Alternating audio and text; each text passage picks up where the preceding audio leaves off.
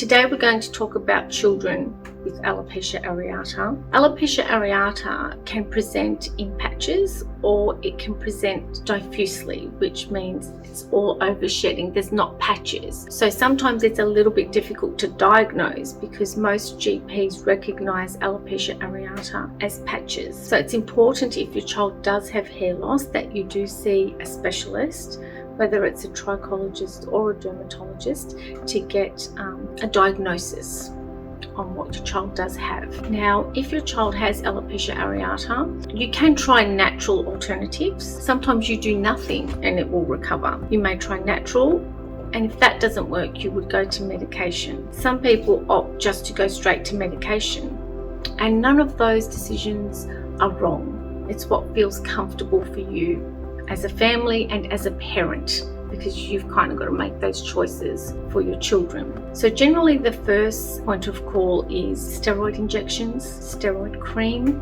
and typically the doctor will put your child on some minoxidil. If that's not successful, then they may combine the minoxidil with some steroids, and if that's not successful, they bring out the JAK inhibitors, which are magic. I've seen great results with those medications.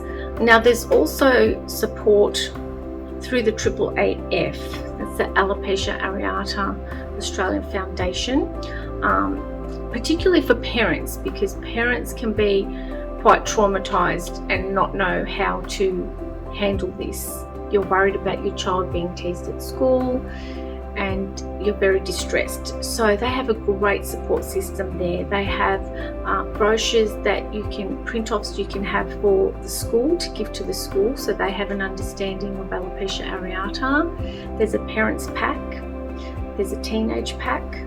So there's lots of support and help, and generally anybody that does work at the AAAF have either had alopecia areata themselves or a family member has. So they really do know what they're talking about in terms of support, and then you have your dermatologist that's going to get you on the right track in terms of getting results. In terms of wigs for children with alopecia areata, really don't spend thousands of dollars on wigs.